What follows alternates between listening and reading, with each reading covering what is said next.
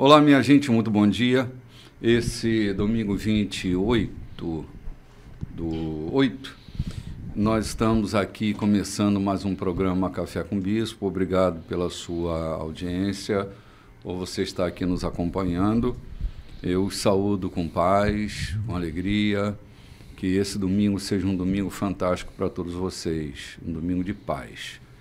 Estamos aqui no capítulo 6 do livro de Mateus e avançando velozmente nessa trajetória, aprendendo com Jesus, ouvindo a sua fala, mensurando, racionalizando, experimentando a sua fala dentro de nós, ecoando profundamente cada texto. Temos feito nossas reflexões e eu espero estar contribuindo, junto com meus amigos aqui, com o crescimento da sua vida espiritual. Eu me encontro hoje com dois companheiros de trabalho, irmã Loide Nogueira. Muito bom dia, Loide. Bom dia, Bispo. Bom dia, Pastor João, Bom Diogo. dia, Loide. Bom dia, queridos, meus amores que estão aí todos os domingos conosco. Muito obrigada por essa presença maravilhosa de vocês. Ok, e aqui à minha esquerda, meu querido irmão João Silveira. Querido pastor, muito bom dia. Muito bom dia, querido bispo. Muito bom dia, participantes desse programa. Eu me sinto compensado poder passar quase 2 horas sentado, elaborando com vocês esse programa, pelo que eu tenho ouvido lá fora, quando encontramos alguém e diz: o programa tem nos feito entender melhor aquilo que precisamos entender das Escrituras. Sim, são 100 minutos de reflexão. Pois é, 100 minutos de reflexão, que a gente está aqui, além do que a gente tem passado outros minutos incontáveis, orando e pedindo direção e graça divina, lendo e meditando no texto, buscando orientação do Espírito Santo, porque a nossa fala aqui não tem nada a ver com a nossa teologia simplesmente, nem com o discurso, como diz o bispo do rebanho. Tem a ver com a inspiração, com as revelações que o Espírito Santo nos tem dado para assim colocarmos para vocês que nos ouvem. Sim. Não é que fujamos das reflexões teológicas, na verdade estamos até fazendo reflexão teológica, né? Porque é aqui que nasce a teologia. A teologia é filha da reflexão teológica. Então, nós estamos produzindo reflexão, produzindo pensamento, fazendo contemporâneo o texto que há tantos anos atrás foi escrito, né? Mas que tem vigência tremenda no dia de hoje, né? Aplicação então, maravilhosa. Nós estamos fazendo essas conexões e isso é fazer reflexão. A teologia, ela é completamente filosófica, né?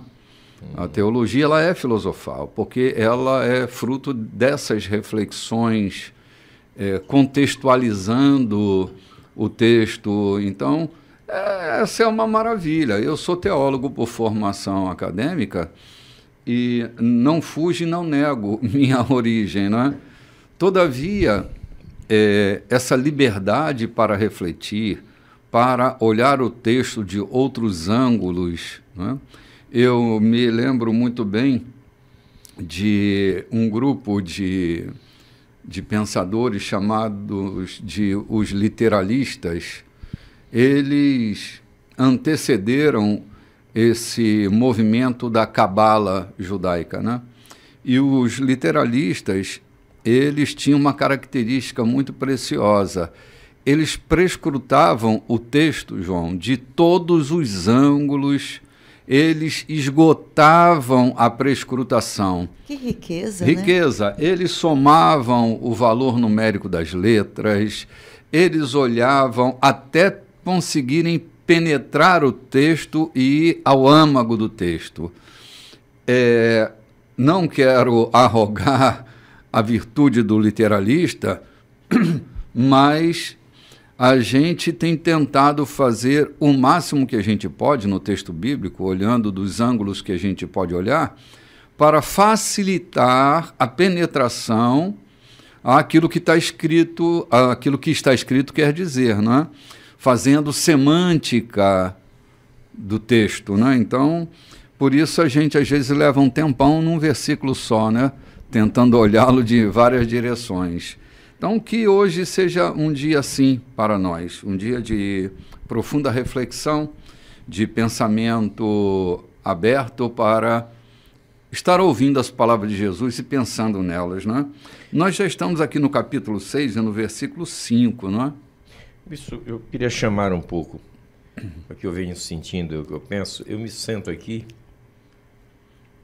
nesse texto do Sermão da Montanha, confesso que eu me sinto lá junto da beira do mar de Tiberíades, próximo de Cafarnaum, ouvindo o mestre falando. Eu lendo aqui, sentado aqui para participar do programa, eu me sinto como, não é que eu queira me transportar para isso, mas eu fico tão leve, a minha alma fica tão gostosa, tão agradável, que parece que eu estou sentado, enquanto leio, eu estou ouvindo sair dos seus lábios aquilo que de fato o Mateus registrou, né?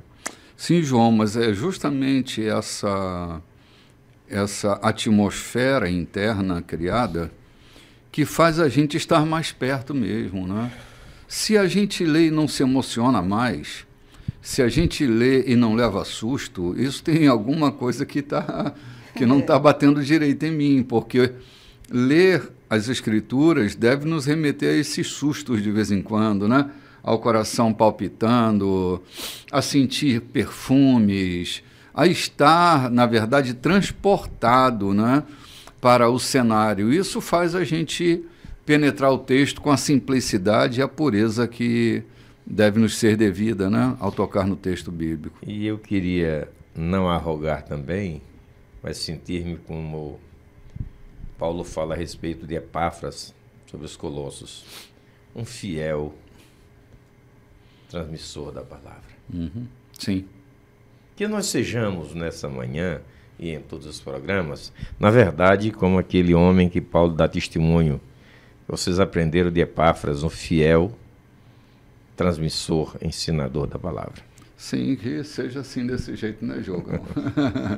Loide, você pode fazer leitura para nós do versículo 5 do capítulo 6, querida? Sim, hoje, olha, hoje está maravilhoso. Eu li várias vezes esse texto e a gente realmente vai ter que parar muitas vezes, porque quanta riqueza. Então, é a oração que deve ser simples. Jesus começa assim: e quando forem à presença de Deus, também não façam disso uma produção teatral. Essa gente que faz da oração um show está buscando o estrelato. Vocês acham que Deus está no camarote apreciando o espetáculo? É assim que eu quero que vocês façam. Encontrem um local tranquilo e isolado, de modo que não sejam tentados a interpretar diante de Deus. Apenas fiquem lá, tão simples e honestamente quanto conseguirem. Desse modo, o centro da atenção será Deus, não vocês, e vocês começarão a perceber sua graça. Vamos dar uma paradinha aqui. Loide e João, está aqui a simplicidade da proposta de Jesus para a nossa comunhão com Deus. Sem espetáculo. Vocês sabem bem o quanto eu sou avesso aos espetáculos culticos, não é? Como isso rouba a atenção que deve ser devotada a Deus e passa a brilhar o espetáculo, não aquele que é espetacular, mas ao próprio espetáculo. Quantas pirotecnias culticas para... Sabe o que me lembra essas pirotecnias? Me lembra aquele momento em que o véu do santuário foi rasgado de alto a baixo e descobriram uma coisa: a arca não estava do outro lado do véu. Ou seja, havia culto, mas a presença de Deus não estava ali. A arca era esse grande símbolo da presença de Deus, não é? Mas durante anos já a arca não estava ali e os sacrifícios eram feitos, as oblações eram feitas, o movimento cultico acontecia, o espetáculo estava apresentado, o teatro estava montado, os personagens lá estavam representando os seus papéis. As pessoas choravam, se emocionavam, ofertavam, mas Deus não estava ali. A arca não estava ali. Quando o véu do santuário se rasga, há uma verdade escondida. A verdade é, Deus não estava lá. Então, a gente precisa ter muito cuidado, porque nossas orações não fazem parte de um teatro. Não é a entonação da nossa voz, não é a escolha das boas palavras, é a nossa entranha manifesta. Se a gente não tiver essa simplicidade, pode ser até um espetáculo, mas Deus não vai aplaudir. Não é como eu imprimo a minha voz, não é nasalizar a voz, não é amplificar a voz, não é criar esse personagem, porque a vida, desculpe gente, a vida não é um teatro, nem o nosso culto é um show. A gente precisa entender isso e colocar o pé um pouco mais no chão, transformar minhas pegadas em altares levantados, a cada passo um altar erguido, com a simplicidade e a pureza devidas a Cristo, João.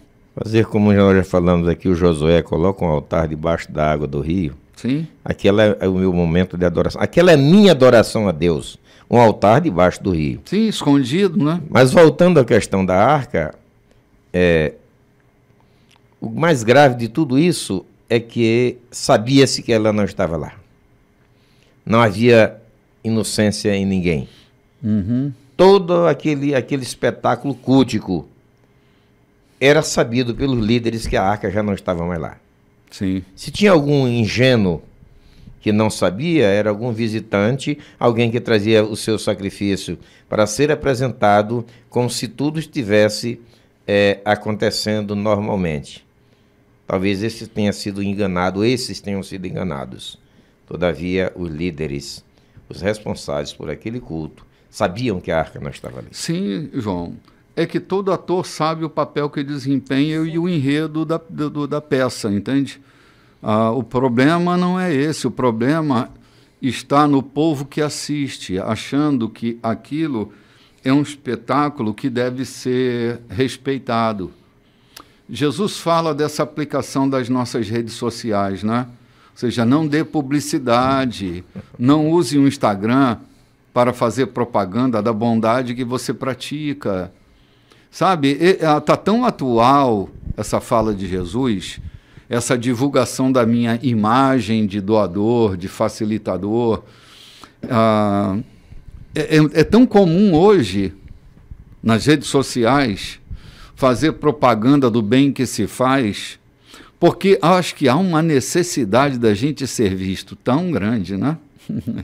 Da gente ser ovacionado, da gente ser importantizado. Eu acho que a vida está ficando tão insuportável para tanta gente que é preciso fazer divulgação dos meus atos para que eu receba os aplausos, né? Para que eu me mantenha vivo, né? Sim, para que eu exista, João. Para que eu exista. Porque a existência às vezes está tão escura, tão densa, que eu preciso que alguém me veja.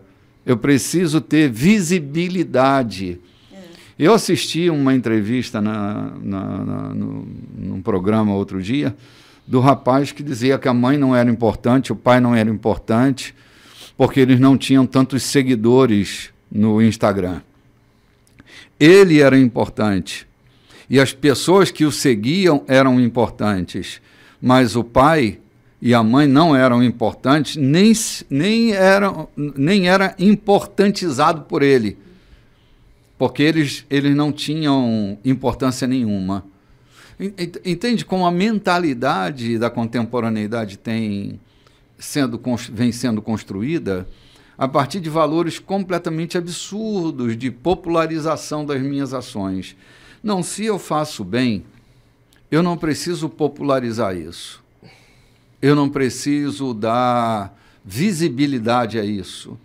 Porque lá no fundo, o que eu estou escondendo, às vezes eu faço questão disso, não é de não ser percebido, mas me esconder atrás desse conceito de que eu não quero ser percebido. Há uma intenção muito íntima, né, para que a minha humildade seja percebida. Então, de diversas maneiras eu divulgo, até me escondendo, eu estou querendo me mostrar, entende? Porque essa coisa de ter orgulho da humildade da gente está presente em boa parte dos nossos atos. Né? É mais perigoso do que propriamente se expor e tentar ser visível. Sim. Porque além de ser uma hipocrisia, uma tremenda de uma mentira, o fato é o mesmo. Sim. Eu quero ser visto. Estou me escondendo para que alguém me veja. Eu falava com a minha esposa ontem. Pessoas que não querem que a sua dor passe. Querem gemer para se vitimar, para chamar a atenção. Claro. Ele não está interessado em que alguém traga um lenitivo para a sua dor. Mas preferem gemer. E aí diz o Mané Cabelinho, né? Toma esse comprimido que cura qualquer dor. Se eu não quero tu nessa dor, ou seja... Para importantizar a sua dor. Para se importantizar. Na sua dor. Para se importantizar na sua dor, como seria realmente. Se vitimizam, gemem, para chamar a atenção de outra pessoa. E não querem que a dor passe. Sim. Porque estão se alimentando, ou estão alimentando a sua carência pela chamada ou pela visão do outro através do seu chamado, do seu gemido. João Freud tem uma fala que ele diz assim: quando você estiver diante de um paciente, você deve primeiro averiguar se o desejo dele é de ser curado. Porque, às vezes, o paciente não quer ser curado. O que ele quer é dar sequência a esse sofrimento que lhe gera um lucro secundário. O que ser percebido através do seu sofrimento, não é isso? Jesus não perguntava ao cego de nascença se ele queria ser curado. Porque você imagina que todo cego quer ver? Não, nem todo cego quer ver. Há um lucro, às vezes, embutido na relação, né? Um vício nessa dependência do outro que eu não quero perder. Então, eu quero ser curado. Se eu for curado, eu não vou perder as vantagens que eu tenho, então eu prefiro não ser curado. Aquele vício é uma âncora, muitas vezes, né? Claro. Aliás, assim, há um vício no sofrimento. O sofrimento é viciante. O mal-estar é viciante. Há pessoas que estão viciadas e elas não querem perder o seu sofrimento e a sua dor, porque se perdem de si, porque elas só se encontram nessa dor. Como elas só se encontram nessa dor, perder a dor é perder-se de si mesmos, então elas não querem continuar sofrendo. Tem tudo para protagonizar um novo momento, todavia não protagonizam, porque ela entendeu que o protagonismo dela está exatamente... vítima sofredora. Exatamente, a vítima sofredora. Esse é o papel principal dela. Então, olhando para isso, a gente pode entender que há pessoas que não querem mudar suas vidas, porque não tem vantagem nessa mudança, entende? O que Jesus está dizendo aqui? A oração que vocês devem fazer não é aquela que é apenas um vício de fazê-la. Eu tenho tristezas, desde muito tempo atrás, de ver grupos de oração, reuniões de oração, que não esperam resultado nenhum daquilo, simplesmente o frenesi do momento.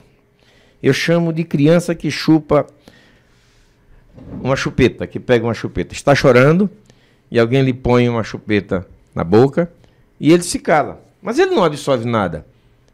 Ele apenas se contentou para passar o seu choro. É um entretenimento. Entretenimento. E até dizem que quase todo viciado em drogas usou chupeta. É a falta de uma resolução na fase oral. Né? Não necessariamente a presença da chupeta, mas qualquer falta de resolução nessa fase, que é a primeira fase de prazer de uma criança, João. Se essa fase de prazer é mal resolvida, ele tem essa tendência. Vai buscar futuro, alguma coisa. Mas voltando na questão da oração, que eu falei, eu tenho tido muita tristeza e muito cuidado. Aprendi muito com o velho mestre que tinha. É que muitas vezes as reuniões de oração, os grupos de oração, não tem nada a ver com os resultados oferidos por ela. Nem se espera, nem se comenta no outro dia se aquelas orações foram resolvidas ou foram ouvidas. Contanto que o frenesi do momento, a alegria, o reteté do momento lhe traga prazer, lhe traga conforto. E no outro dia, ou no outro encontro, eu quero estar lá também. Eu creio que Jesus estava falando exatamente disso. Pessoas que se confortam em chamar a atenção e dizer: aquele cidadão é um orador. Aquele ali ora muito. O que faziam os sacerdotes? Com campainhas na borda do seu manto e na bainha da manga, tinham campainhas, e quando eles iam para as praças orarem, eles levantavam as mãos e balançavam o corpo para aquele movimento de campainha fazer zoada, para alguém ouvir dizer: ei, tem um sacerdote orando. Está intercedendo pelo povo. Ou seja, para chamar a atenção daquilo que ele estava fazendo. Eu prefiro construir o meu altar debaixo do rio. Que as águas cubram, sim, mas ele está lá até o dia de hoje. Sim. Aqui o Senhor chama a atenção dizendo: encontre um local tranquilo, isolado, de modo que não sejam tentados a interpretar. Olha aqui, que sejamos autênticos, sim, né? A oração, sim, achar um lugar tranquilo, longe do barulho, para que a gente possa ouvir também a nossa voz, o gemido interior, e que a gente seja autêntico. Eu estava conversando agora que muitas vezes eu tenho dificuldade de orar, né? Numa plateia. Por quê? Pela intensidade que eu já tenho em orar ali, só comigo. A singeleza, porque eu não sei florear. Eu não sei colocar as belas palavras, que muitas vezes eu estou com meus colegas e eu observo as belas palavras, digo: eu não sei fazer isso, eu não sei usar essa palavra aí, né? Eu não sei, às vezes, nem o significado dessas palavras, né? Então ele diz: procure um lugar tranquilo, um lugar em que você estará realmente sabendo quem você é. É um filho diante de um pai, sim, pedindo, né? Em autenticidade. Sim, exatamente. Sabe o que acontece, Lodi? Se criou um estereótipo do orador, o estereótipo de uma comunicação ao público, e se você não pertence a esse estereótipo, você é questionado, porque há uma estereotipação desse modelo cultico do presente momento. Outro dia eu estava ouvindo alguém dizendo que estava sentado à frente de um casal que havia vindo pela primeira vez à igreja, e o rapaz dizia para a mulher que estava lá dele: esse homem aí não é pastor. Ele é filósofo, ele é teólogo, mas dessa maneira com que ele se comunica, ele não parece um pastor. Do que ele estava falando? Não era da consistência da minha fala, não era da centralidade de Cristo no meu argumento. O que ele estava dizendo é que eu não tenho o estereótipo que ele conhece como um pastor. Eu não sou sisudo, eu não sou mal educado, mal-humorado, eu não floreio aquilo que não precisa ser floreado, a minha fala é livre, o meu compromisso central é Cristo, eu não me aparto dele hora nenhuma, nem em momento algum, nem no meu discurso. Mas ele estava falando de um estereótipo que eu não desenvolvi. Sinto muito. Mas eu sou tudo o que sou por causa dele em mim. Então, essa minha maneira de ser, pode ser que eu seja mal entendido por causa desse modelo que eu não pertenço nem faço questão de pertencer. Será que ele estava esperando a música que faz o Peru dançar? Pode ser, João. A gente trata disso no próximo bloco. Pode ser, sim. Ainda faltam 10 segundos aí para o próximo bloco. Quero pedir a você que você fique conosco. A gente tem muita coisa para falar ainda. A gente só vai ali tomar um cafezinho, tá bom? E volta já já. Muito bem, gente. Voltando aqui do nosso intervalo comercial, para dizer a você que nós estamos focados no texto de Mateus, capítulo 6. Vamos agora aí para o versículo 7 desse capítulo. E o conteúdo deve fazer a gente refletir.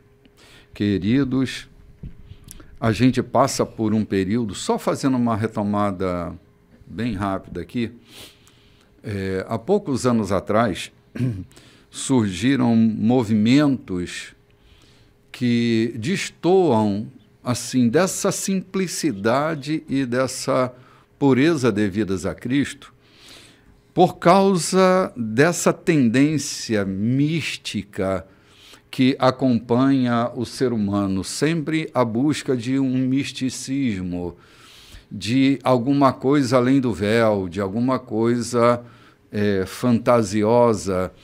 E aí começaram a surgir movimentos estranhos ao movimento da simplicidade do Evangelho. Com o nome de evangélicos, e aqui mais uma vez eu digo que a fé dos evangélicos não é necessariamente a fé evangélica, que é a fé no Evangelho, porque muitas esquisitices ao longo dos anos. Eu acompanho a história da igreja com muito interesse, e a igreja do século em que vivemos é uma igreja muito destoada da simplicidade da proposta de Cristo.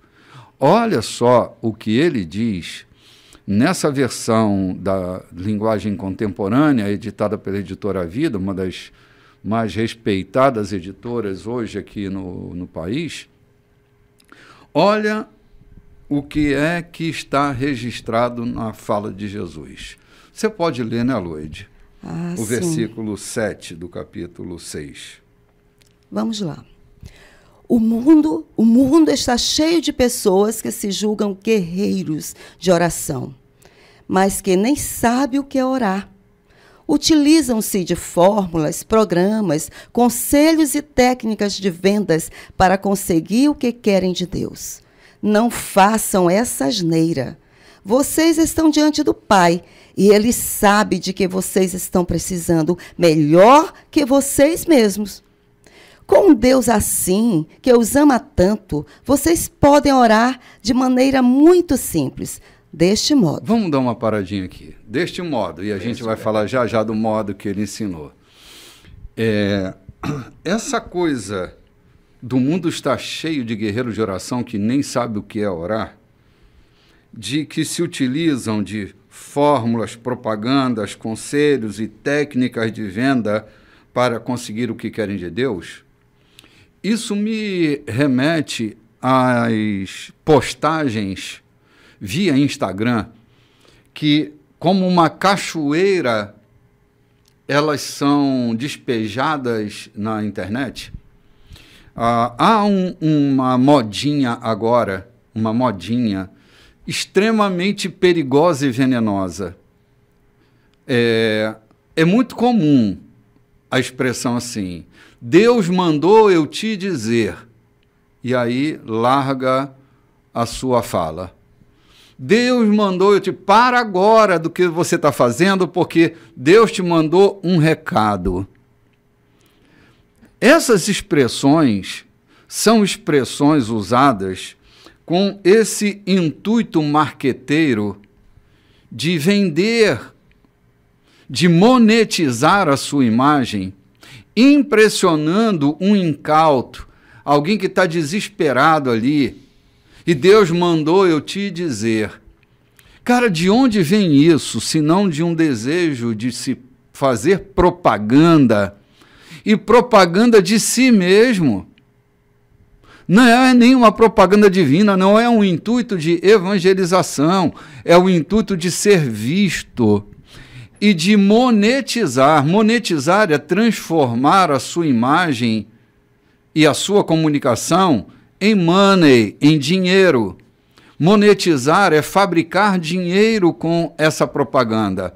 O interesse não é outro, João, senão o interesse infantil de ganhar dinheiro usando o nome de Deus para impressionar a pessoa. E não é isso que Jesus está dizendo aqui? Há pessoas que estão usando essas técnicas de venda. E não é pregação do evangelho, não é uma profecia, é técnica de venda. A internet está cheia disso, não é só a internet, mas a internet está cheia disso. De meninos propaganda, utilizando-se da fragilidade desse tempo de sofrimento na alma humana, de insegurança profunda, para utilizar-se dessas pessoas para faturarem no Instagram. É uma vergonha. É uma vergonha.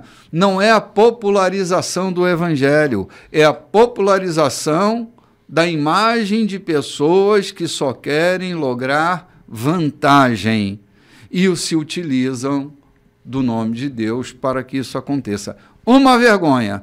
Se isso acontece nos encontros presenciais, e acontecem, está acontecendo como uma cachoeira jorrando água, rolando na internet. É só você abrir seu Instagram e as propagandas pulam lá para dentro. Pare aí agora! Você não pode desligar o seu celular. Deus mandou eu te dizer. E a pessoa lá, incauta, sensibilizada com a dor que está sentindo, ouve aquilo como se Deus estivesse falando para ela alguma coisa.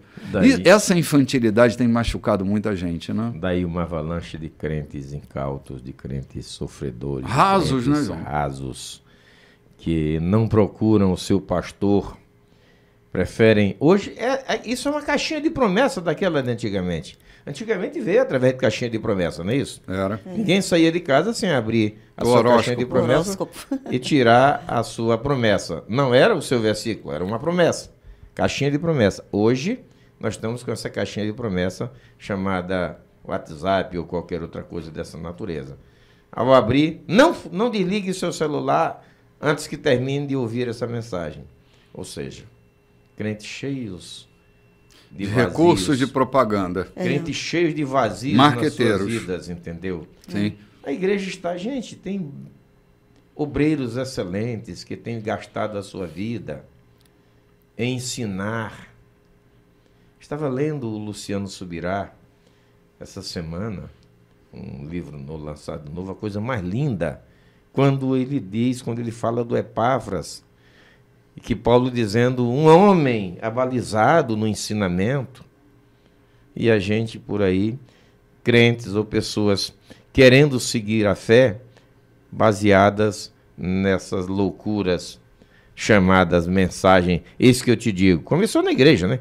Antes da internet já dizia, eis que eu te digo, meu servo.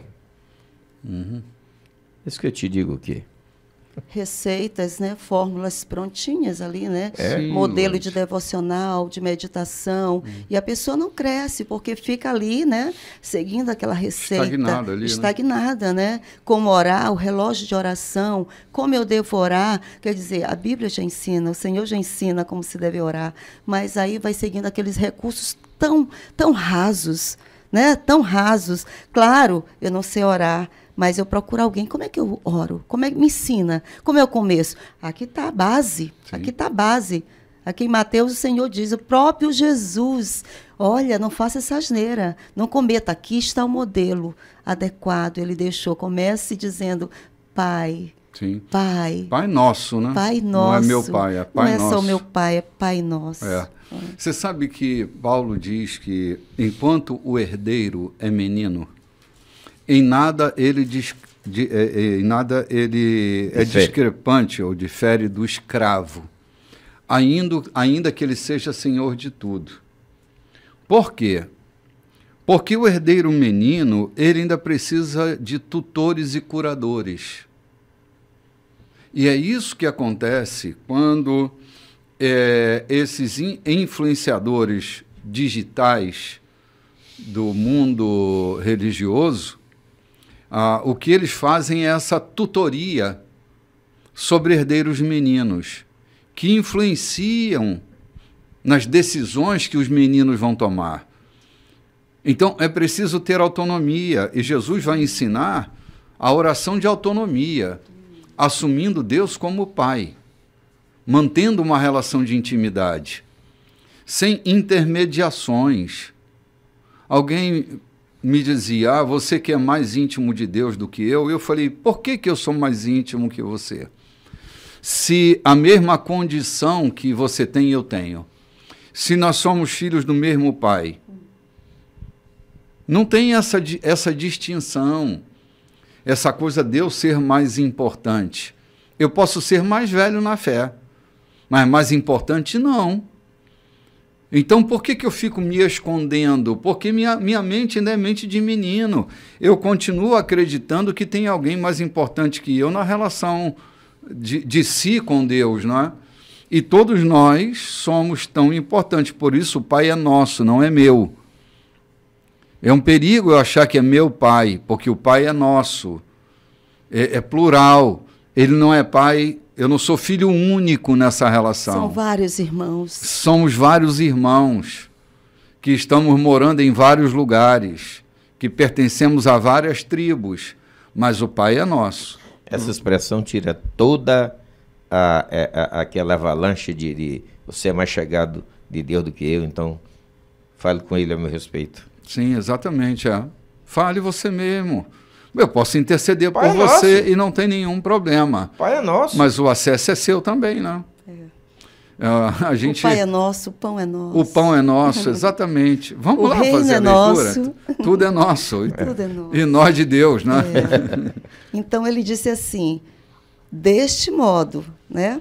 Nosso Pai do céu, revela-nos quem tu és. Dá um jeito neste mundo. Faz o que é melhor, tanto aí em cima quanto aqui embaixo. Conserva-nos vivos com 3 boas refeições. Preserva-nos perdoados por ti e perdoando os outros. Guarda-nos de nós mesmos e do diabo. Tu estás no comando. Tu podes fazer tudo o que quiseres. Tua beleza é fascinante. Amém, amém, amém. Vamos parar e comentar essa oração aqui, né? Primeiro, a gente já tocou aqui que o Pai é nosso. É o nosso Pai, que ele não tem filhos privilegiados. Revela-nos quem tu és. Cara, essa tradução, ela gera uma caminhada de aprofundamento nas camadas que a vida tem para nós com relação ao nosso relacionamento com Deus. Revelar é o que nós precisamos na nossa relação com Deus, é tê-lo revelado a cada momento em nós. Para nós contabilizarmos aquele dia devidamente, é preciso ver Deus naquele dia, ter Deus revelado em nós. Revelar-se para nós como Ele é, muda completamente a nossa vida. Porque nós temos um Deus, João, que é baseado nas crenças que nós obtivemos. Só que Deus não está dentro desse quadrado teológico, né? Dentro dessa caixa de herança que nós recebemos. Deus é maior e é mais.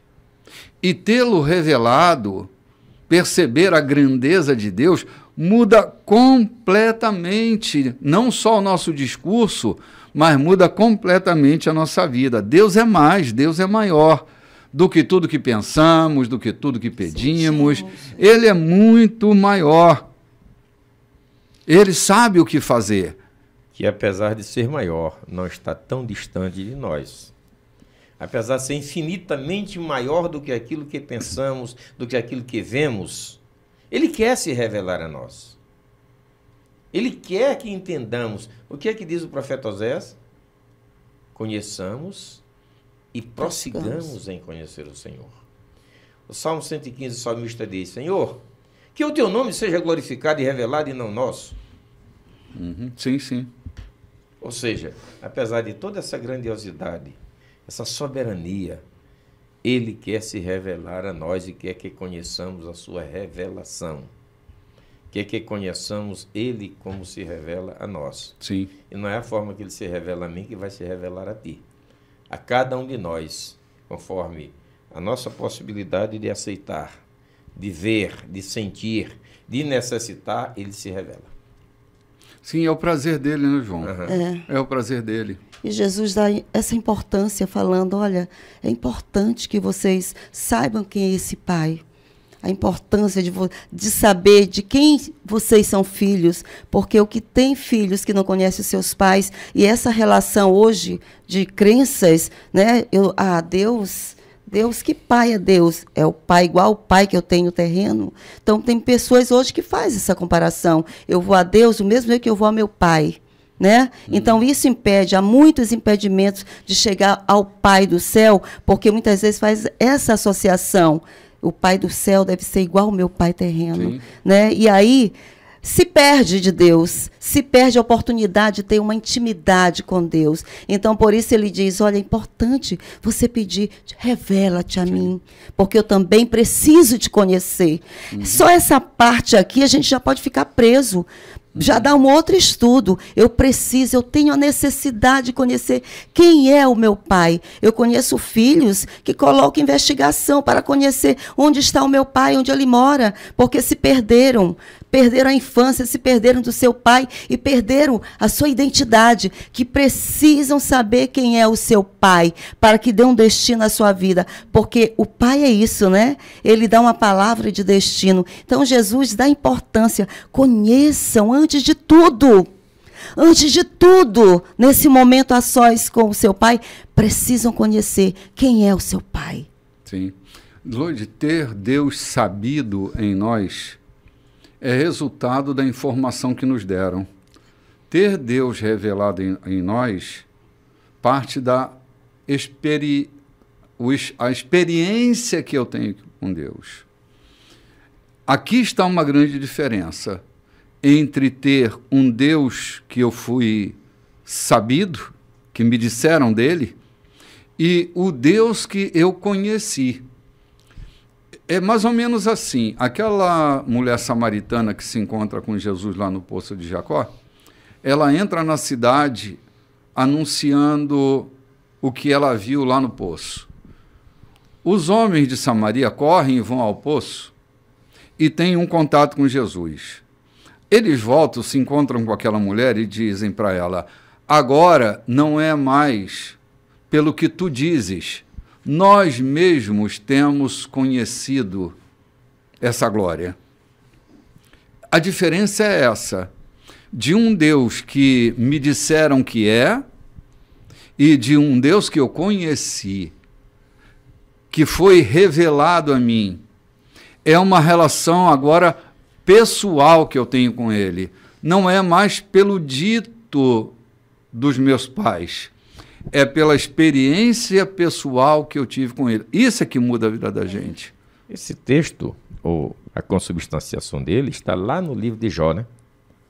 Jó temia Deus porque ouviu falar. Agora, quando Deus se revela a ele, Jó cai e diz, meu Deus, eu te conhecia só de ouvir. E já era maravilhoso. Tu não foste revelado a mim, tu foste informado a mim. E já era maravilhoso te conhecer e te seguir. Só pela informação, imagina agora que os meus olhos te veem. Ou seja, eu estou te sentindo de perto. Por outro lado, também lá no livro dos Reis, ou começa em Samuel, nós vemos duas histórias paralelas que trazem essa grande diferença. Esaú era da tribo de... Saul era da tribo de Benjamim, né? Sim. E sabia todos os preceitos de Israel. Então, quando a dúvida pegava, quando uma nação inimiga ameaçava, como é que Saul se portava? Dizendo, chame os profetas, chame os sacerdotes e consultem ao Deus de Israel. Era da tribo dos benjamitas, sabia a respeito de Deus, mas não tinha a revelação de Deus na sua vida. Consulte o Deus de Israel. Quando a história passa para Davi, um dia, na casa de Aminadab, Davi diz: quanto que eu devo aqui pela despesa do sacrifício? Nada, nada não. Eu não oferecerei sacrifício ao Senhor meu Deus. Olha lá, na era de Araúna. Isso. Olha a diferença entre consulte o Deus de Israel e ao Senhor meu Deus. As revelações que Davi tinha a respeito de Deus. Sim. E as que Saul não tinha. Então essa revelação do Pai a nós, ela é gostosa. Era sabendo dessas revelações que Davi sentava no colo de Deus e dizia: eu sou esse imprestável, mas tu és o Senhor de todas as coisas. Eu te conheço e tu me conheces muito bem. Sim. Eu sou esse cara. Eu tive cara a cara com a morte, mas tu estavas lá e me resgataste. O Pai é nosso, mesmo, mas a experiência é tão pessoal, né? Tão pessoal, exatamente, Lloyd. Esse DNA que nos foi concedido tem que ser revelado. Eu tenho que conhecer a paternidade divina. A segunda coisa que Jesus coloca nessa oração é: dá um jeito nesse mundo, faz o que é melhor. Jesus está revelando a soberania de Deus, né? Que esse mundo não está entregue a si mesmo, de que há um comando soberano de Deus, que ele é capaz de interferir até no destino das nações. As nações, elas têm o pretenso saber de que seus governantes decidem seus rumos, mas o que eles não sabem é que nenhum passo é dado pelos governantes sem que o Deus Todo-Poderoso consinta que isso aconteça. Então, a soberania de Deus é o que faz a gente se sentir mais seguro, porque tudo está em suas mãos, até naquele dia que não está muito bem, segundo o meu prazer, segundo a minha alegria, segundo a minha paz, ainda assim estará no controle de Deus. Esses oradores aqui sabem, né, que mesmo orando, mas tudo depende da vontade de Deus. Sim, é verdade. Essas promessas embrulhadas em papel crepom são entretenimentos para manter uma alma que está caída, né? Que ela ganhe um choque e se levante. É autoajuda, não é ajuda do alto, é autoajuda. E o Evangelho não é um movimento de autoajuda, o Evangelho fala da ajuda do alto e não de autoajuda. Entender a soberania divina, eu sempre cito o Salmo 29, versículo 10. O Senhor preside sobre os dilúvios como um rei presidirá para sempre. Isso significa soberania divina. Até sobre os dilúvios, sobre a tragédia, Deus preside. Deus não é Deus de mortos, Deus é Deus de vivos. Ninguém morre para Deus. A gente fica questionando a tragédia como se a morte fosse o fim de tudo e Deus fosse injusto por consentir a morte. Não há em Cristo consentimento da morte. Pelo contrário, em Cristo nós temos o consentimento da vida. Nele ninguém morre, nele vivemos para sempre. Então não há injustiça em Deus. Faz o que é melhor, tanto aí em cima quanto aqui embaixo. Conserva-nos vivos com 3 boas refeições diárias, né? Essa coisa da dependência diária é uma das coisas mais fantásticas que eu leio, né? O pão nosso de cada dia dá-nos hoje. Deus podia nos dar uma padaria, mas ele decide nos dar o pão de cada dia porque ele quer relação diária com a gente.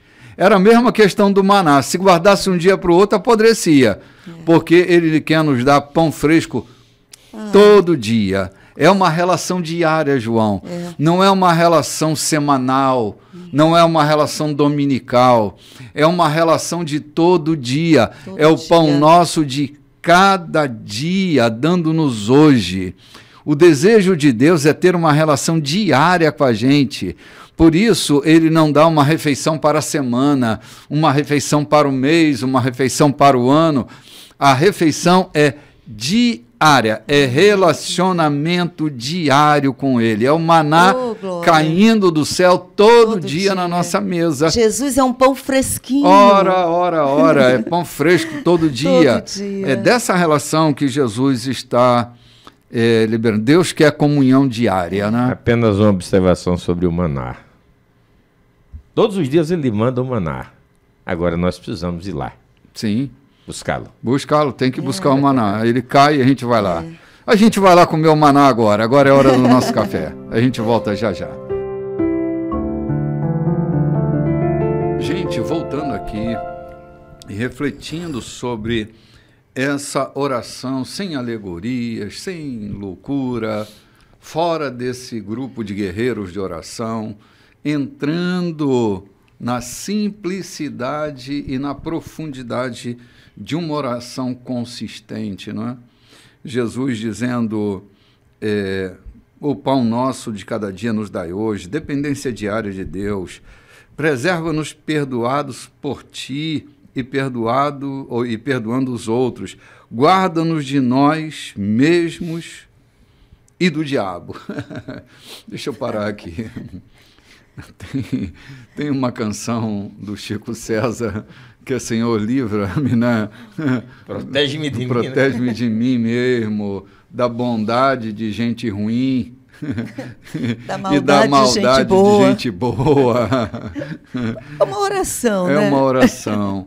Olha, livrar-me de mim, se é uma coisa que o poder do Evangelho alcança, é libertar-me de mim mesmo. João, nós carregamos tantas cadeias em nós, nós trazemos ao longo dos anos tantas prisões, há tanto conteúdo negativo em nós, sabotando a nossa vida, que livrar-nos de nós é uma das coisas mais importantes que nós temos. Nós precisamos estar livres, libertados, não só da fúria do diabo. Nós não estamos só sobre o poder do diabo, né?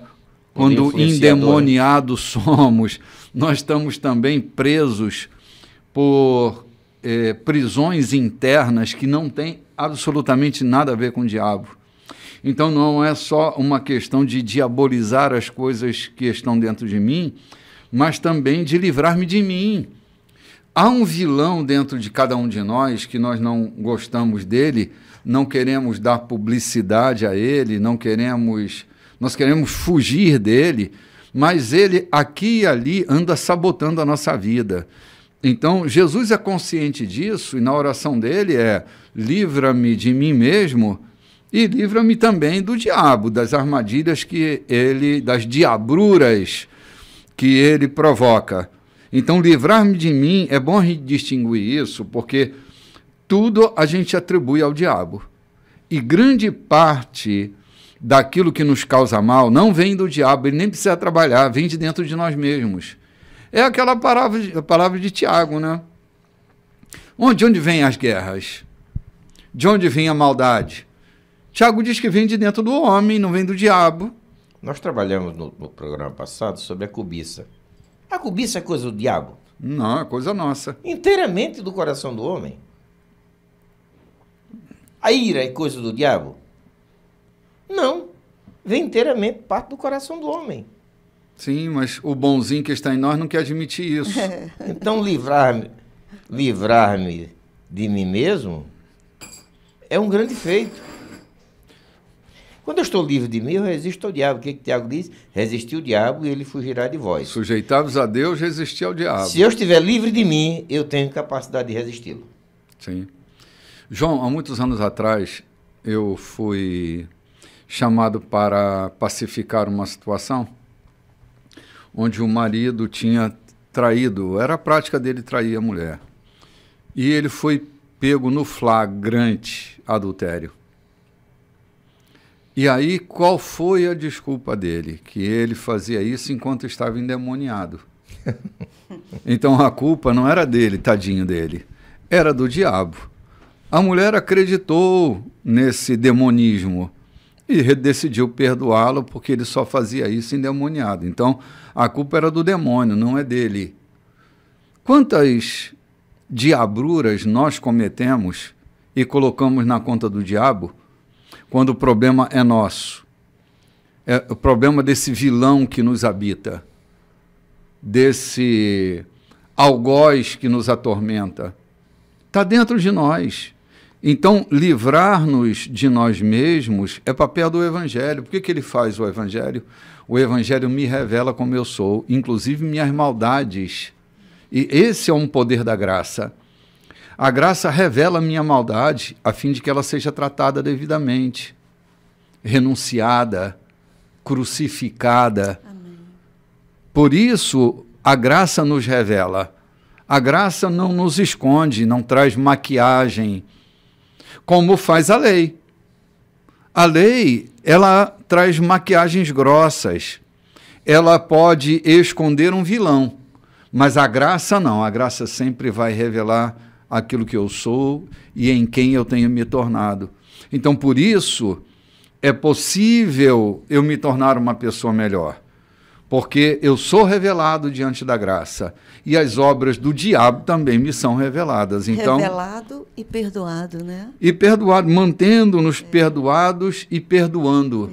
Perdoados e perdoando. Não ter medo de se revelar, né? Olha, Lloyd, uma pessoa que entende o valor do perdão estará sempre livre para perdoar o outro.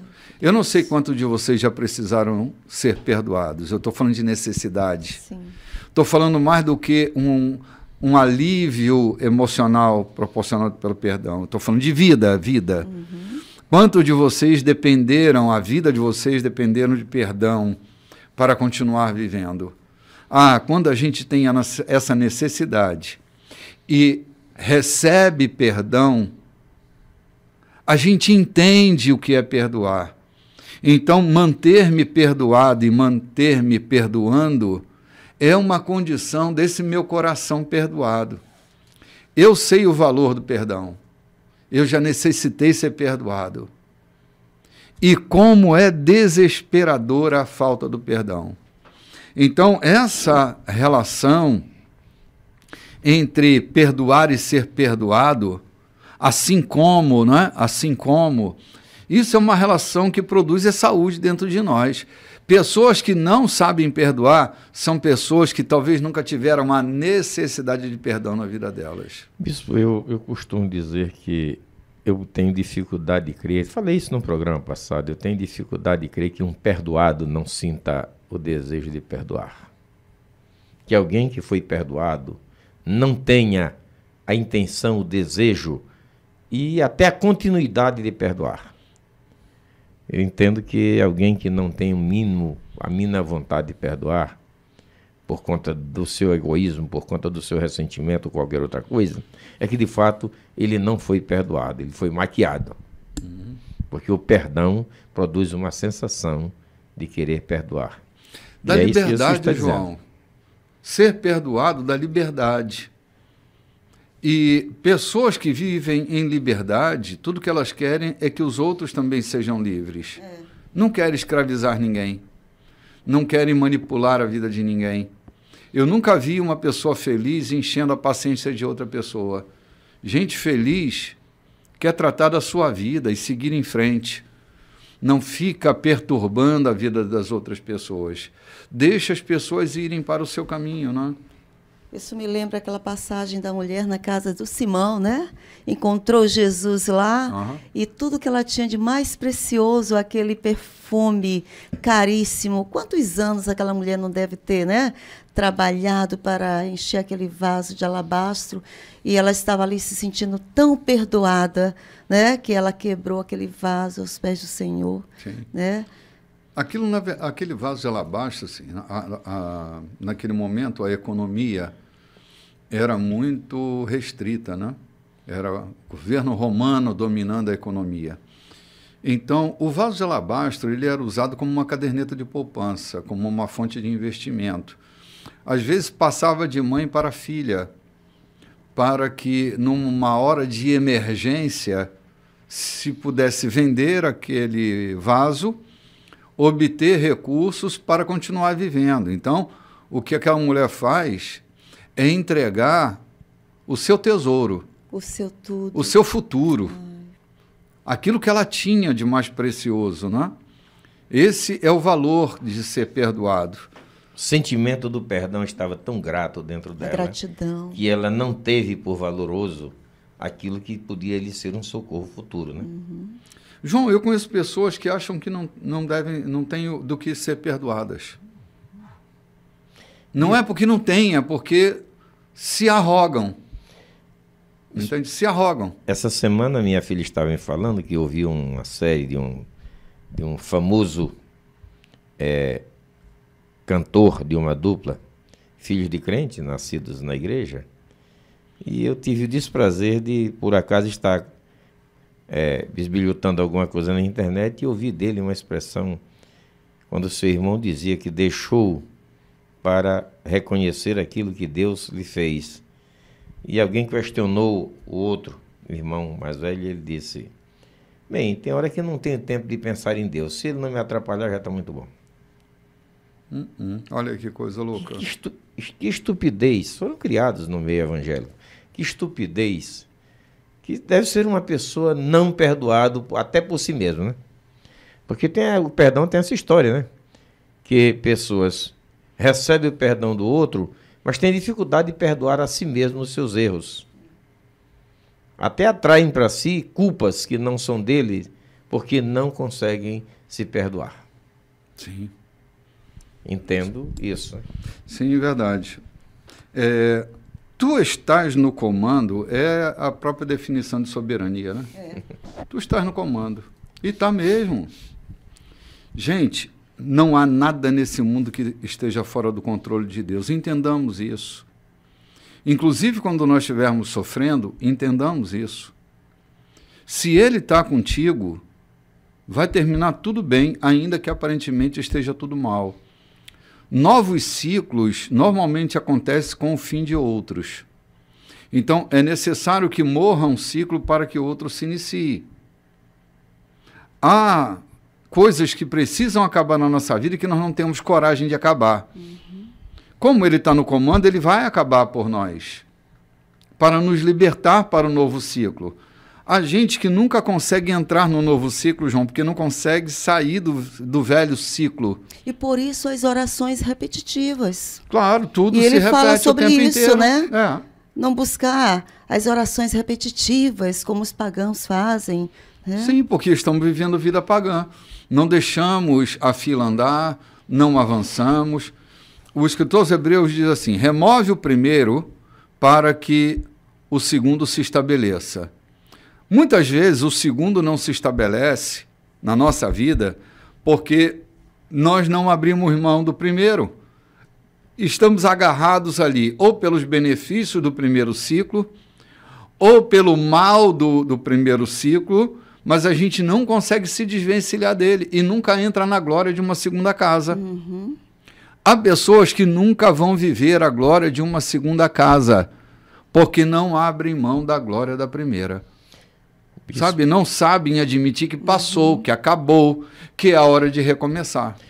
Muitos estão presos às tetas daquela vaquinha. A história da vaquinha, né? Sim. Nunca conseguem entrar no novo ciclo porque se adaptaram, estão vivendo exatamente, até no meio evangélico, muitos cristãos que podem crescer de vida, que podem mudar, mas se decidiram naquele rude aprendizado, que valeu a pena, mas podiam crescer.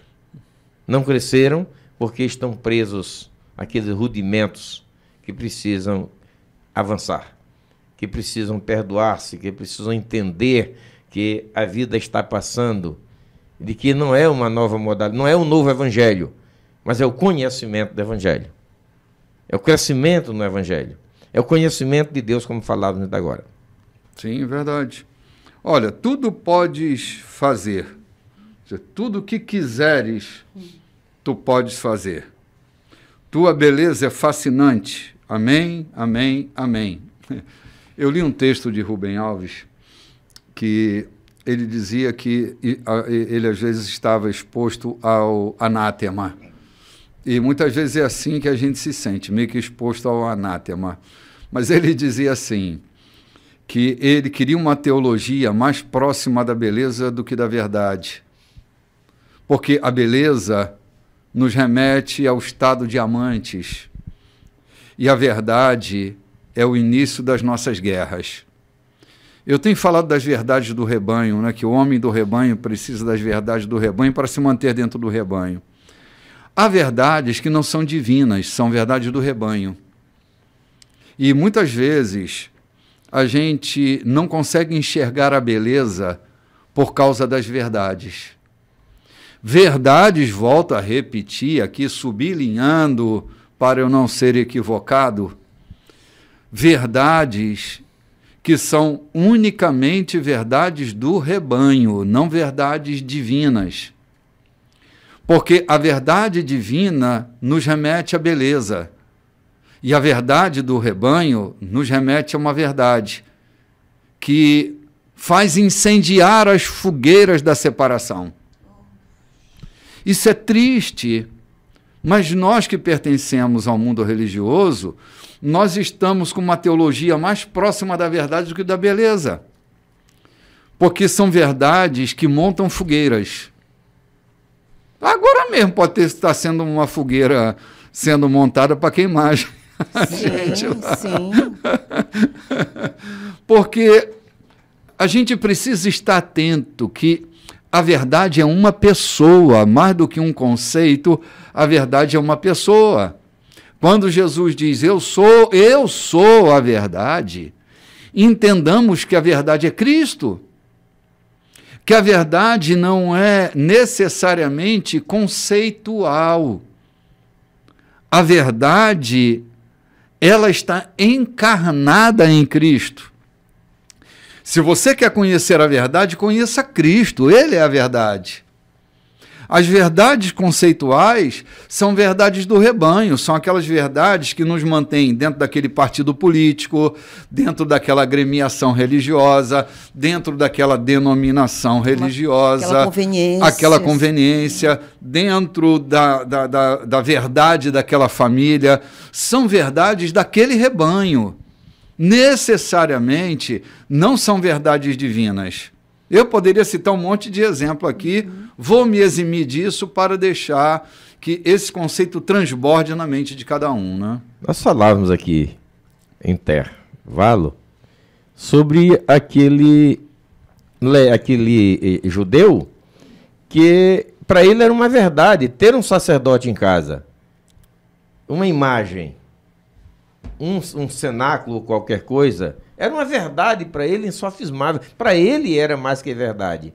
Eu serei abençoado, porque eu tenho um sacerdote em casa. Ah, meu irmão, quantas pessoas hoje, no meio evangélico, têm um sacerdote particular. Que eles constituíram. Sim. Não compram uma roupa, não saem de casa sem ouvir o seu sacerdote particular. Verdades que constituíram sobre si próprios. Ora, sabe-se lá como vão, até onde vão, qual é, na verdade, a prosperidade, eu não digo enriquecimento financeiro, mas qual é a prosperidade ambiental, familiar, naquelas pessoas que se baseiam nas suas verdades. Então, aquele Mica, isso eu tenho um sacerdote, é a minha verdade. É a verdade particular. A verdade que ele quer ouvir, a verdade que o une aquele mundinho dele. Né, e os seus interesses. Claro. Verdades que muitas vezes nós buscamos para satisfazer os nossos interesses. João, aquele mito da caverna, um mito de Platão, ela é exatamente a retratação disso aqui.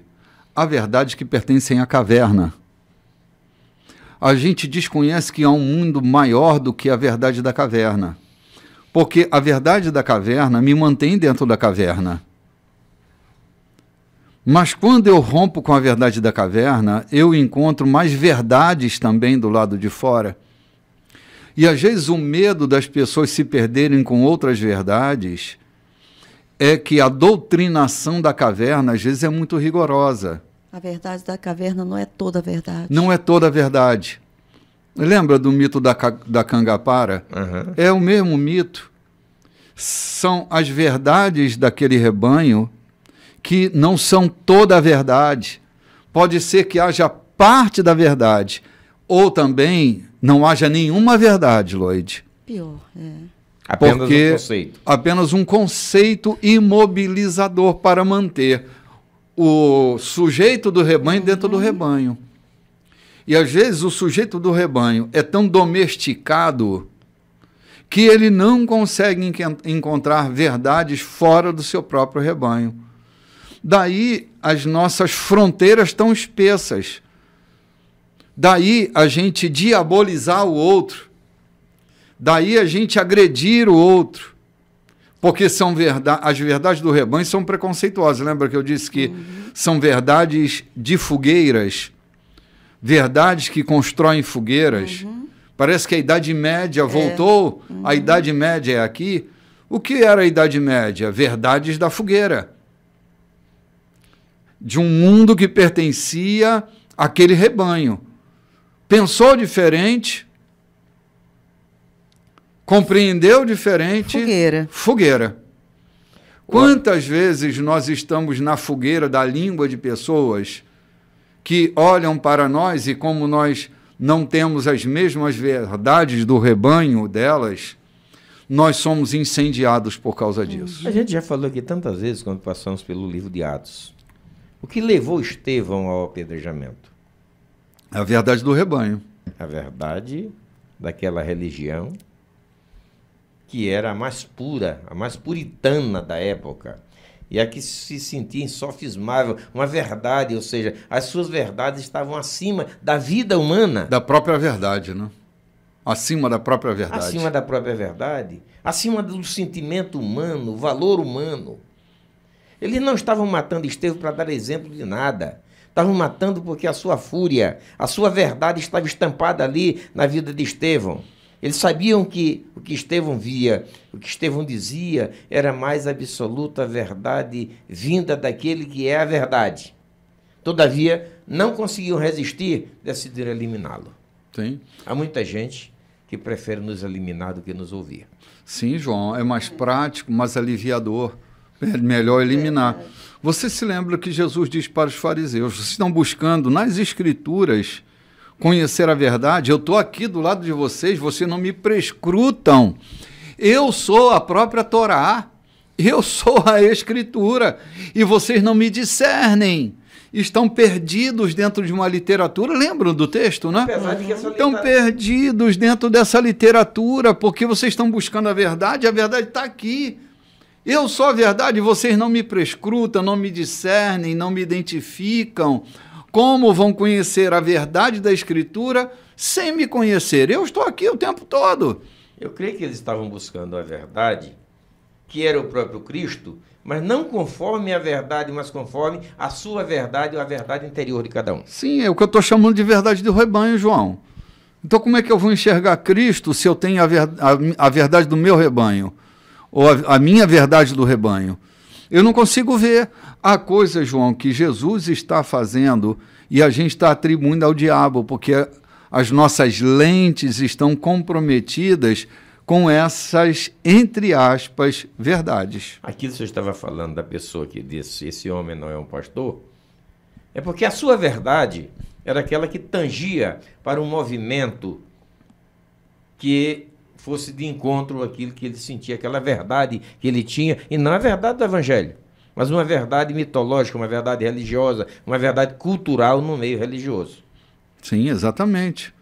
É a estereotipação da verdade, né? Então, a verdade tem que ter essa medida, né? Ela tem que ocupar esse espaço determinado. Eu estou trabalhando com verdades que eu adquiri há 20 anos atrás, estou desconstruindo. Estou me tratando em relação a isso. Essa verdade do rebanho que entra, né? E que a gente tem que doutrinar, fazer ensinamentos ali constantemente, manutenção, né? Em cima delas, para poder fixar. Eu aprendi muitas coisas a respeito de verdade do rebanho, né? E hoje eu estou me desconstruindo. Como? Conhecendo a verdade em Cristo. Né? Lloyd, a gente nunca vai crescer na verdade do Evangelho se a gente não desconstruir verdades antigas que não têm nada a ver com o Evangelho que estão dentro de nós. Nada a ver. E há muitos sofismas dentro de nós. Muitas fortalezas geradas dentro de nós. Você lembra daquela pergunta daquela minha filha, aos 15 anos, naquela palestra lá em casa quando disse, bispo, e o que tem a ver o batismo com a ceia? Ou seja, verdades que foram incutidas nela, que geraram confusão quando foram confrontadas com o esclarecimento mais sucinto da palavra de Deus. Uhum. Sim, é que a gente é muito entremeado. Nós fomos construídos. E essa construção pode ter sido feita com tijolos apodrecidos. Ufa. E a gente tem um comprometimento. Nossos fundamentos são importantíssimos, né? Gente, vamos ali tomar um café? Vamos a lá. gente volta já já. Olá, gente! Estamos de volta. Esse é o quarto e último bloco do nosso programa. Espero que você esteja se fortalecendo na fé, abrindo sempre os horizontes da nossa percepção, para que a gente compreenda com clareza o Evangelho de nosso Senhor. Estamos lendo e comentando suas palavras, que são tão preciosas, tão importantes para o fortalecimento da nossa fé. Nós já estamos aqui no versículo 14 do capítulo 6. Nem avançamos tanto assim hoje, né? Ou avançamos bem usando poucos textos, né? Isso. Às vezes, eu me lembro que nós ficamos um bloco inteiro num só versículo, não conseguimos nem nos mover muito, né? Para a gente tentar olhá-lo de outros prismas também. É o que vai acontecer agora aqui, né? Nós vamos levar, acho que o bloco todo nesses próximos versículos. Vamos fazer essa leitura, Lloyd? Versículo 14. Vamos. O Senhor ainda fala aqui sobre a oração, né? Sim. Na oração, há uma conexão entre o que Deus faz e o que você faz. Por exemplo, você não pode obter perdão de Deus se não perdoa os outros. Se recusar a fazer a sua parte, você estará separado de Deus. Quando jejuarem para se concentrar em Deus, não façam disso um espetáculo. Vocês podem até conquistar seus 15 minutos de fama, mas isso não os tornarão santos. Se você estiver exercitando alguma disciplina espiritual no coração, haja normalmente diante dos outros, lave bem o cabelo, o penteie, escove os dentes e lave o rosto. Não é preciso nenhum artifício para chamar a atenção de Deus. Ele não vai deixar de ver o que você está fazendo. Ele o recompensará muito bem. Olha que coisa importante. Nós estamos num mundo de representações, João e Lloyd, e queridos ouvintes. Um mundo perigoso é o mundo da representação, porque ele transforma o palco da vida num grande teatro, onde eu represento personagens e rouba de mim aquilo que é autêntico de mim. Eu não posso ser um personagem dentro da minha própria história. Eu tenho que viver a minha vida. Essa coisa da conexão que há, da minha conexão com Deus na minha oração, ela é fundamental, porque, gente, a minha oração não é o discurso do que eu digo, é o discurso do que sou. É diferente discursar as coisas baseadas só na minha oratória e não se tornar isso a exposição de pedaços de mim. É por isso que essa conexão feita, e Jesus sublinha bem, é como eu trato os outros, que Deus me trata, ou Deus me trata como eu devo tratar os outros. Se essa conexão não é feita, a minha oração é vazia, porque a minha vida será vazia. será inócua, sem sentido nenhum, pela ausência de Deus em mim. Então, esse mundo de representação é um mundo que a gente tem vivido muito de perto. Ora, gente, eu estou há 37, quase 38 anos pastoreando a igreja. Alguém comentou lá no Instagram que nosso programa é um programa de vovozinho, né? Bom, não importa isso, se é um programa de vovozinho. Mas o nosso conteúdo é reflexivo. E esses 37 para 38 anos de ministério que eu tenho desenvolvido na igreja, não posso te dizer que eu já vi de tudo, que de vez em quando ainda fico perplexo diante do que eu vejo. Mas eu tenho visto que, ao longo dos anos, a gente assumiu uma postura de atores dentro desse palco. E a vida não trata disso. A gente precisa buscar essa originalidade do que somos e esse espelho que reflete a minha relação com Deus na vida do próximo. Eu não devo, é hipocrisia, tentar convencer o outro que eu sou o que não sou por causa da aparência que eu sustento. Parecer ser não é mais importante do que ser. Parecer ser só é mais importante do que ser nessa ética superficial da ética da personalidade. Porque na ética do caráter, ser sempre será mais importante do que parecer ser.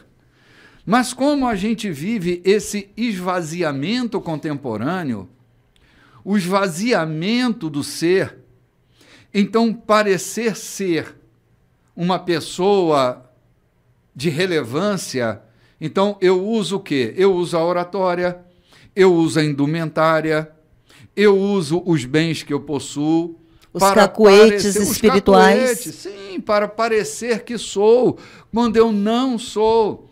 Eu preciso me mostrar despenteado, de mau hálito, né, com mau hálito, para parecer que eu estou jejuando, para que os outros me interpretem como espiritual.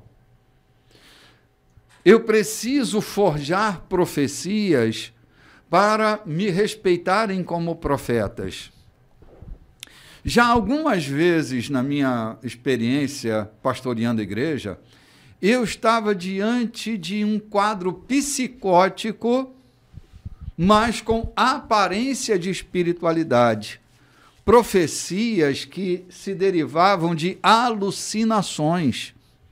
Pessoas que deveriam ser internadas estavam ali profetizando, porque estavam diante de uma crise.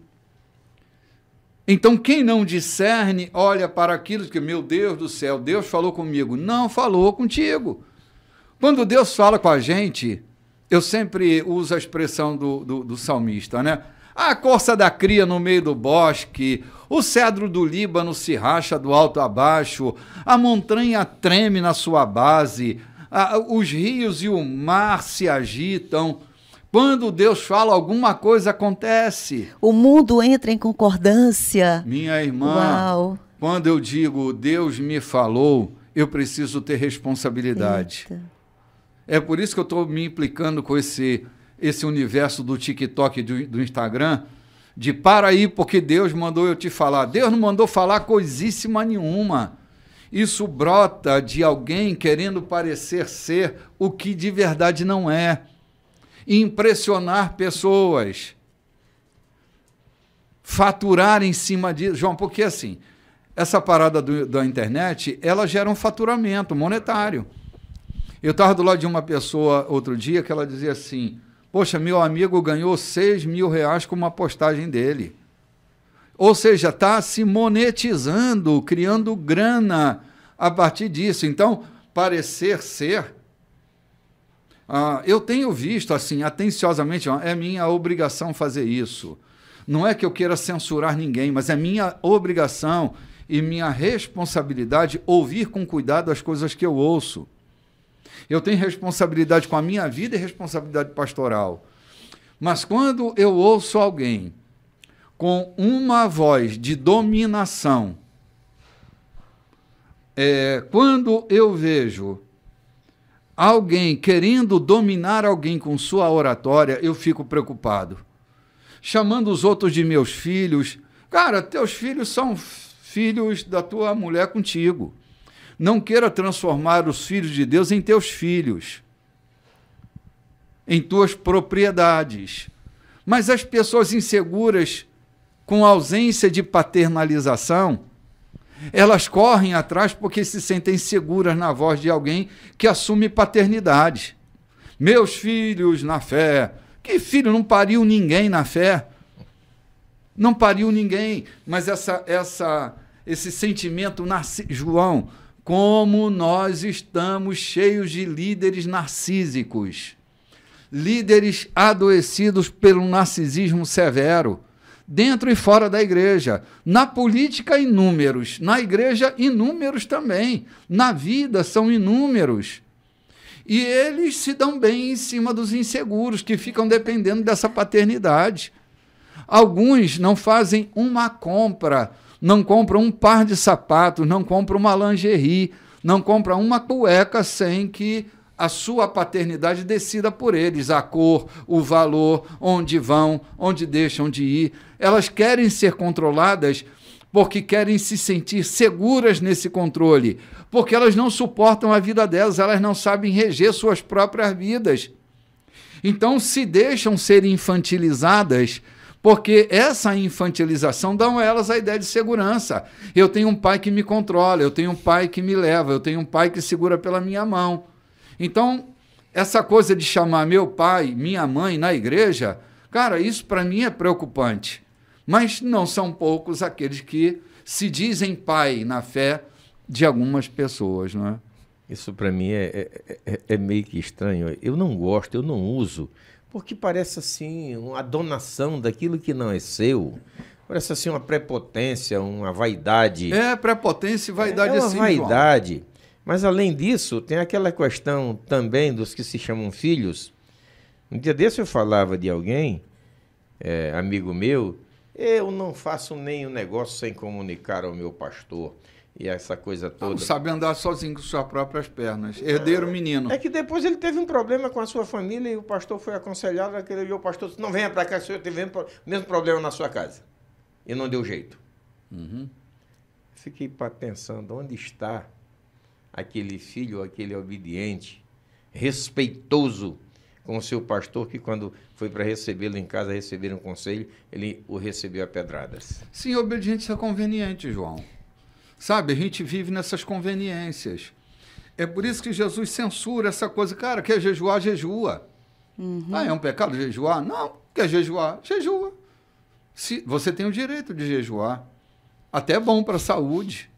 É bom para a mente também jejuar. Então jejue. Mas não fica vendendo essa imagem, monetizando essa imagem de jejuador para influenciar pessoas. Quer jejuar, jejua, mas vai escovar seu dente, cara. Vai então, fazer um bochecho. É um momento tão particular. Vai se pentear, exatamente. Se você não quer escovar o dente e não quer pentear o cabelo, jejua dentro do teu quarto e fica trancado lá dentro. Uhum. Eu estou sorrindo aqui que eu estava fazendo um trabalho no interior essa semana e alguém me dizendo que foi convidado com o seu pastor para fazer um trabalho na região lá dos matos. Ele disse, pensa num dia de dificuldade para mim. Eu chegava, ia com o pastor, chegava nas casas, olha o café, pastor, com o bolo aqui que a gente preparou para vocês. Não, meu irmão, eu não quero. E o acompanhante olhava e dizia, eu ficava com vergonha de dizer eu quero. E o tempo foi passando, a noite foi caindo. E lá para 10 da noite eu já estava azul de fome. E perguntei ao meu pastor, você está me matando de fome, pastor? Ele disse, não, é que eu estou fazendo sacrifício. Uhum. Olha aí. Ele disse, fazendo sacrifício para matar a sua ovelha de fome, cara? quer fazer um jejum em prol de uma coisa? Faz antes, quando te apresenta, você está fortalecido para isso. E não para parecer que está jejuando. É um jejum de querer aparecer. Além de maltratar o outro, deixou transparecer que ele estava fazendo jejum em prol daquela causa. É lamentável. Mas que sacrifício, como é que a gente ainda consegue associar jejum a sacrifício? Uhum. Jejum não pode estar associado a sacrifício. Mas é o que se diz por aí. Sim, mas é um Tô fazendo equívoco, sacrifício. João. É um borrão teológico até. Se eu quero jejuar, eu tenho direito de fazer isso pelos meus motivos pessoais. Sim. Mas associar jejum a sacrifício, não. A quebrantamento, sim. A humilhação, sim. Mas isso não pode ser um sacrifício. Isso precisa ser uma entrega de louvor. Uma É que entrega. esse sacrifício bíblico e o sacrifício dito no jejum é uma diferença muito grande. O sacrifício bíblico é uma oferta. O sacrifício jejum É uma greve de fome. é um esforço. É uma greve de fome. Quer dizer, eu estou fazendo o maior sacrifício para aguentar esse dia de fome. Quer dizer, a diferença entre o sacrifício bíblico, que é uma oferta, e o sacrifício de jejum, que é um esforço para ficar com fome o dia inteiro. Sim, não é uma alegria jejuar. E há também é uma dor. Uma dor, justamente, há o jejum de manada, né? Onde todos são convocados, até mesmo sem querer, porque tem que ser intencional. Com que intenção vou jejuar? O que é isso que eu vou fazer apenas uma manhã que eu não vou comer? Realmente eu vou me entregar? Né? Eu tenho que saber o que eu estou fazendo no meu jejum. Para que serve o meu jejum? Para quê? É para Deus e é para mim? Eu estou jejuando por mim. Tem que haver uma causa. Não simplesmente alguém me convidou. Amanhã é dia do jejum. Vamos, eu vou jejuar com você, eu vou te acompanhar. Porque eu já vi isso, vou te acompanhar nesse jejum. Mas você vai acompanhá-lo porque você tem uma intenção? Existe um motivo? Existe uma causa? Ou é só porque é um convite que foi feito a você? Nós temos 2 jejuns bíblicos que valeram a pena. Das moças de Esté e daqueles que foram convocados por Mardoqueu. Isso. Havia uma causa específica. Uma causa. E lá o jejum de Nínive, né? Quando o rei de Nínive manda que todos jejuassem em prol de aceitar a promessa divina de não serem destruídos, não foi isso? Sim, João, mas ainda assim a gente está argumentando sobre 2 pontos da antiga aliança. Uhum. Do ponto de vista de cá, Jesus dá uma instrução sobre jejum. Uhum. Ele diz assim, podem jejuar os convidados enquanto o noivo está presente? Uhum. Todavia, quando o noivo é retirado e você sente a ausência do noivo, nesse dia você deve jejuar. Por que é que eu estou jejuando? Que finalidade é essa? Eu quero demover o braço de Deus, eu quero colocar uma guerra de braço com Deus, então eu faço uma greve de fome? Não será que esse tem sido o mesmo argumento dos piquetes criados na porta das indústrias quando os funcionários fazem greve? Não será uma tentativa de fazer com que o patrão ceda ao capricho daqueles que estão reivindicando algum direito dentro daquela indústria? Não é isso que, às vezes, eu estou fazendo, querendo que Deus faça o que Ele não quer fazer? Mas o que eu quero? Mas o que eu quero? Então, isso não é jejum, isso é greve de fome. Eu presenciei um ato do governador do estado onde eu nasci, onde ele decidiu fazer uma greve de fome para que algumas mudanças fossem feitas lá no estado. O que ele fez foi greve de fome, ele disse que decretou jejum. Ele não decretou jejum, ele decretou uma greve de fome. Não obteve êxito nenhum, teve que voltar a comer. E que jejum foi esse? Foi greve de fome, que durou enquanto ele pôde sustentar a fome dele. Quando a fome dele já não aguentava mais, ele comeu e nada aconteceu.